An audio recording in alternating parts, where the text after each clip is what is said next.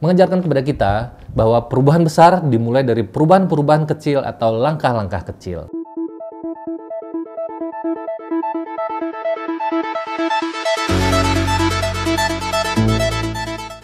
Assalamualaikum warahmatullahi wabarakatuh. Kembali lagi di channel Irfan Gucci. Kali ini kita akan membahas sebuah buku yang katanya sudah mengubah hidup banyak orang, bahkan sampai ratusan ribu, bahkan jutaan orang. Bukunya Atomic Habits yang ditulis oleh James Clear. Buku ini mengungkapkan betapa pentingnya kebiasaan-kebiasaan kecil dalam membentuk kehidupan kita secara keseluruhan. Tanpa berlama-lama, mari kita mulai. Bagian pertama, konsep dasar kebiasaan. James Clear menjelaskan bahwa kebiasaan itu adalah hasil dari proses yang berulang-ulang. Kebiasaan kecil atau atomic habit bisa memberikan dampak yang besar kalau dilakukan secara terus-menerus atau konsisten. Sebagai contoh, jika kita melakukan kebiasaan kecil 1% aja setiap hari, maka 1 tahunnya kita sudah melakukan perubahan sebesar 365% atau 36 kali lebih baik. Bagian kedua, model 4 langkah kebiasaan. Pertama, petunjuk. Kedua, keinginan. Ketiga, respon. Yang keempat, penghargaan. Yuk, mari kita bahas satu persatu. Pertama, petunjuk. Ini adalah sinyal yang memicu kebiasaan kita. Contoh, misalnya kita jalan-jalan ke mall, terus kita melihat ada sepatu lari di toko olahraga, terus kita kepicu nih.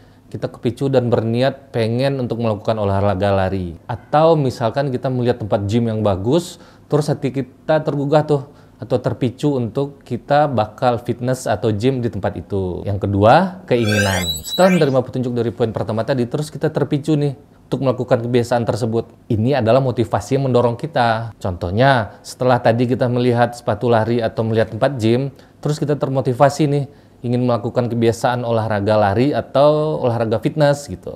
Ketiga, respon. Ini adalah tindakan nyata yang kita lakukan sebagai respon terhadap keinginan tersebut. Contohnya misalkan ketika melihat sepatu lari atau melihat tempat gym tersebut, ternyata respon badan kita merasa lelah atau lagi kondisi tidak fit. Jadi ya mungkin kita tidak akan melakukan olahraga tersebut. Keempat, penghargaan. Setelah melakukan kebiasaan tersebut, kita mendapatkan penghargaan yang membuat kita ingin mengulangi lagi kebiasaan tersebut di masa depan.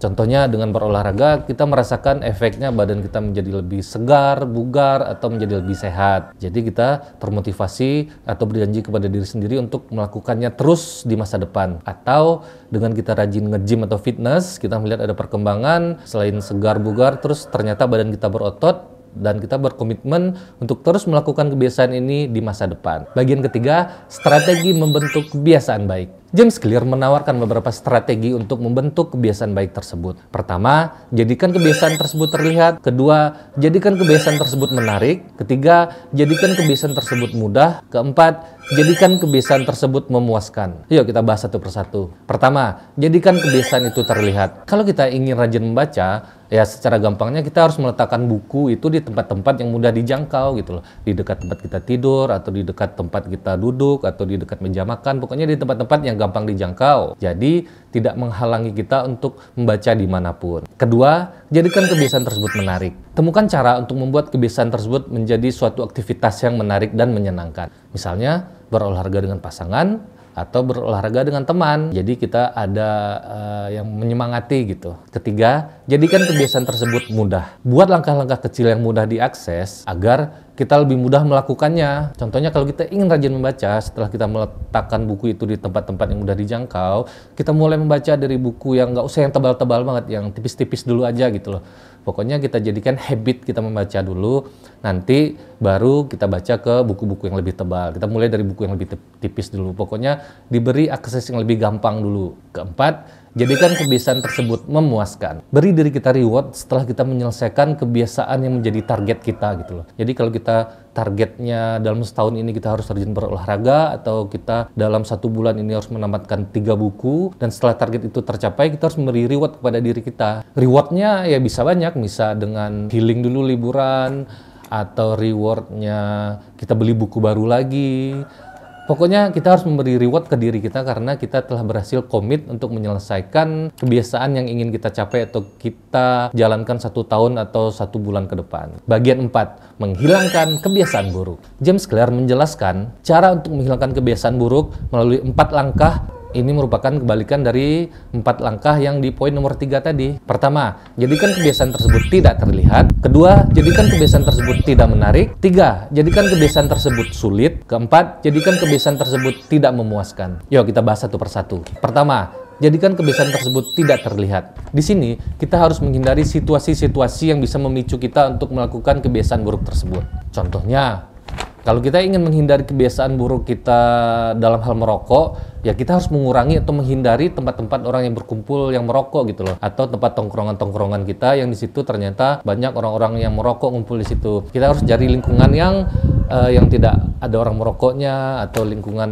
yang lebih baik lah dari lingkungan yang ingin kita hindari seperti itu. Kedua, jadikan kebiasaan tersebut tidak menarik. Di sini kita harus mengganti kebiasaan buruk atau kebiasaan jelek dengan kebiasaan yang lebih positif. Contohnya kebiasaan buruk kita yaitu kita sering bermain game sepanjang hari, dan kita harus menggantinya jadi sering membaca buku atau lebih sering membaca buku sepanjang hari gitu. Jadi di switch kebiasaan yang kita anggap jelek, bermain game seharian, membuang waktu kita anggap jelek, ya kita harus mengganti bermain gamenya dengan membaca buku. Karena dengan membaca buku ya kita akan memperluas pengetahuan kita dan memperluas intelektual kita. Dampak positifnya jelas gitu daripada cuma bermain game. Ketiga, jadikan kebiasaan tersebut sulit. Di sini maksudnya tambahkan hambatan-hambatan untuk melakukan kebiasaan buruk tersebut. Misalnya nih, kita diajak teman nongkrong atau kita ingin pergi nongkrong ke suatu tempat gitu loh. Di malam hari kita pengen nongkrong karena bosan di rumah. Kita harus memikirkan proses-proses yang harus kita lewati supaya kita bisa sampai di tempat nongkrongan tersebut.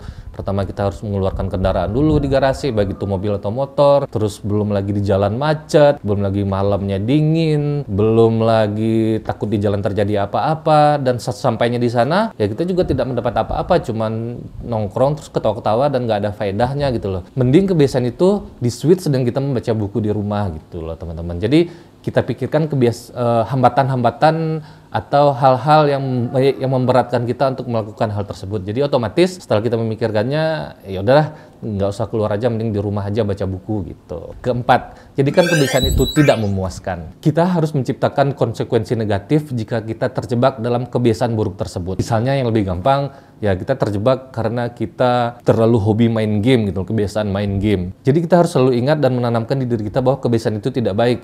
Pertama, bisa menghabiskan waktu. Yang kedua, bisa merusak kesehatan mata. Terus yang ketiga, kalaupun kita menang ataupun sampai ke level yang paling tinggi, yaitu nothing spesial gitu loh, tidak ada yang spesial, paling cuma kebanggaan diri sebentar, ya udah cuman gitu aja. Jadi kalaupun kita mencapai sesuatu dari kebiasaan buruk tersebut, ya hasil goal yang kita capai itu ya nothing spesial, tidak ada yang spesial gitu. Beda kalau dengan kebiasaan baik seperti kita membaca buku, olahraga.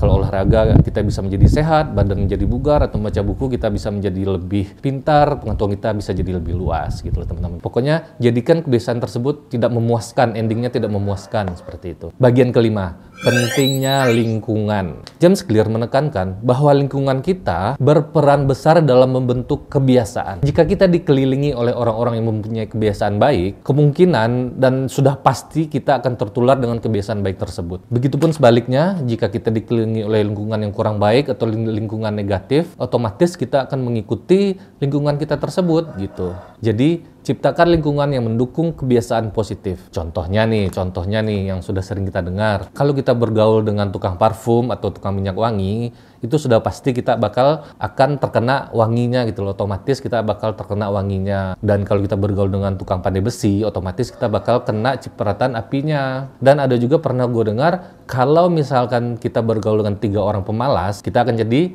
pemalas yang keempat. Kalau kita bergaul dengan 3 orang sukses, kita akan jadi orang sukses yang keempat, seperti itu. Dengan begitu besarnya peran lingkungan dalam membentuk kepribadian dan karakter seseorang, jadi kita harus lebih berhati-hati dan selektif untuk memilih lingkungan pergaulan kita supaya kita bisa menumbuhkan kebiasaan-kebiasaan positif. Jadi intinya, buku Atomic Habit karya James Clear ini mengajarkan kepada kita bahwa perubahan besar dimulai dari perubahan-perubahan kecil atau langkah-langkah kecil. Perjalanan 10.000 km dimulai dari perjalanan 1 km. Dengan memahami prinsip-prinsip ini, kita semua bisa menjadi versi terbaik dari diri kita. Jika teman-teman suka dengan rangkuman sederhana ini, jangan lupa di like, di share, dan subscribe, supaya ya semoga channel ini bisa berkembang lagi menjadi channel yang lebih baik dari saat ini. Oke, terima kasih teman-teman yang sudah nonton. Assalamualaikum warahmatullahi wabarakatuh.